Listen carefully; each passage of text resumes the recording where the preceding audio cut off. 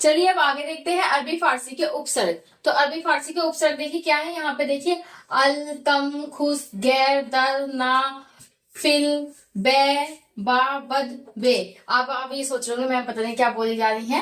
तो आप देखिए ये क्या है, हमारे उपसर्ग हैं। देखो एग्जाम में ये नहीं पूछा जाएगा आपसे कि संस्कृत के उपसर्ग कौन से हैं, हिंदी के उपसर्ग कौन से हैं, या अरबी फारसी के उपसर्ग कौन से हैं। आपसे ये पूछा जाएगा कि बादाम में कौन सा उपसर्ग है। तो ये क्या है, शब्द नाम है। इसके आगे देखो क्या ऐड हुआ, बे ऐड हो गया। तो बनाम में कौन सा उपसर्ग हुआ, बे उपसर्ग हुआ। आपसे ऐसे क्वेश्चन पूछे जाएंगे। अब जैसे आप यहाँ पे ले लीजिए बेईमान, बेईमान उदाहरण देखिए बेईमान। अब देखिए मैं अगर इसको तोड़ दूं 20 से, तो बे क्या बन गया आपका, उपसर्ग बन गया। तो बे आपका क्या बन गया, उपसर्ग। तो पूछा जाएगा बेईमान में कौन सा उपसर्ग है, तो बे उपसर्ग इसमें ऐड हुआ, तो ये कौन सा उपसर्ग हुआ, क्या बना ये हमारा बेईमान, उपसर्ग बना। कौन सा, बे उपसर्ग लग के। अब देखो बे का अर्थ क्या होता है, बिना। अर्थ क्या होता है इसका, बिना। तो बेईमान, बिना ईमान के। ठीक है, तो ये हो गया हमारा। अब जैसे आप यहाँ पे देख लो खुश ले लो, खुश उपसर्ग। ठीक है, इसका अर्थ क्या हुआ, अच्छा। इसका अर्थ क्या हुआ, अच्छा। देखो आप अर्थ पढ़ लो तो बहुत अच्छी बात है, फिर आपसे तो महान आदमी कोई होगा नहीं। लेकिन आप अगर पेपर से एक दिन पहले पढ़ना चाहते हो तो भी अच्छा होगा आपके लिए। पेपर तो आप लोगों का क्लियर होना ही है वैसे भी। देखो यहाँ पे खुश नसीब, खुश नसीब। तो खुश में क्या ऐड हुआ, खुश ऐड हुआ ना। तो खुश क्या बना आपका, उपसर्ग बना।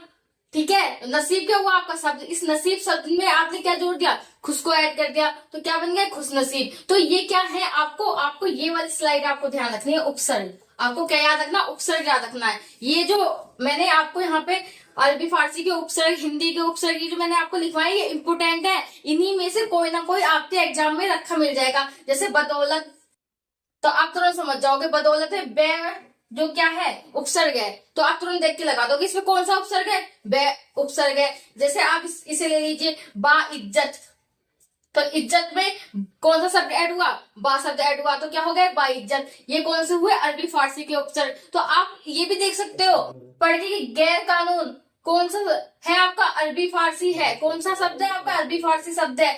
दर हकीकत कौन सा शब्द है, अरबी फारसी है। तो इससे आपको ये भी पता चल रहा है कि कौन सा वर्ड, कौन सा शब्द कौन से भाषा है, मतलब कौन सी इसमें भाषा यूज है, अरबी फारसी कौन सी, ये भी आपको पता चल जाएगा। जैसे फिलहाल, तो फिल हाल, हाल भी एक शब्द हो गया। देखो इसको तोड़ दिया मैंने, तो क्या हो गया, फिल क्या हो गया, उपसर्ग हो गया। तो ये क्या हो गया आपका, उपसर्ग। तो अरबी फारसी के उपसर्ग हो गए। नेक्स्ट चलते हैं, अब देखते हैं अंग्रेजी के उपसर्ग। तो अंग्रेजी के उपसर्ग देखते हैं। उपसर्ग सब, deputy, vice, general, chief, head. तो आप यहाँ देखिए जैसे कि ये लिखा है हेड मास्टर। तो मास्टर क्या होता है, मास्टर जैसे आप क्या हो गए, मास्टर हो गए। और आपके नीचे जो वर्क करते हैं, जो वर्क करने वाले होंगे एम्प्लॉय, तो आप क्या बन जाओगे, हेड मास्टर बन जाओगे। तो यहाँ पे देखिए जैसे मास्टर तो नॉर्मल मास्टर हो गया, अब इसके आगे हेड जोड़ दिया तो क्या बन गया, हेड। तो ये क्या बन गया आपका, उपसर्ग हो गया। तो हेड शब्द के जुड़ते ही क्या बन गया, हेड मास्टर बन गया। तो उपसर्ग, हेड मास्टर में क्या उपसर्ग हुआ आपका, हेड हुआ। जैसे आप यहाँ पे ले लो हेड क्लर्क, तो क्लर्क में भी क्या आपका हेड जुड़ा, तो एड हुआ आगे ये आपके शब्द, तो क्या बन गया आपका, हेड। तो ये क्या बन गया, उपसर्ग बन गया आपका हेड। चीफ मिनिस्टर में देखिए चीफ ऐड होते ही देखो मिनिस्टर तो केवल एक शब्द था, इसके आगे चीफ जुड़ गया, उपसर्ग क्या हो गया आपका, चीफ हो गया। तो ये क्या हो गया आपका, चीफ मिनिस्टर बन गया आपका उपसर्ग। अब देखते हैं यहाँ पे उपसर्ग के समान प्रयुक्त होने वाले संसर्ग के अव्यय। अब यहाँ देखते हैं, तो यहाँ पे देखिए अव्यय, अव्यय क्या होता है यहाँ पे। जैसे मैं आप लोगों को एग्जांपल दूं कि राम अब दिल्ली जाएगा, और एक मैं आपको दे दूं कि रमा अब दिल्ली जाएगी। तो यहाँ पे देखिए पुरुष क्या हुआ, राम हुआ, वो जाएगा, और स्त्री क्या होगी, जाएगी। ठीक है, लेकिन आपने इसमें एक चीज देखा कि मैंने क्या बोला कि राम अब जाएगा, तो अब यहाँ पे कॉमन हुआ, और मैंने बोला रमा अब जाएगी। तो ये दो वर्ड क्या हुए, सेम हुए। तो इसमें यही चीज है कि जो चीज एज इट इज है वो एज इट इज ही रहेगी। जैसे कि आप यहाँ पे देखिए अध, इसका अर्थ क्या हुआ, नीचे। तो इसका क्या होगा, अधः पतन। तो उपसर्ग में क्या जुड़ रहा है आपका, अधः, ए, चिर, या पुनल, या श्रम, या सह। तो ये सब क्या हो गया, आपके उपसर्ग हो गए। तो चलिए फिर मिलते हैं नेक्स्ट वीडियो में एक अच्छे टॉपिक के साथ। वीडियो को लाइक और सब्सक्राइब करते रहिए। Thank you.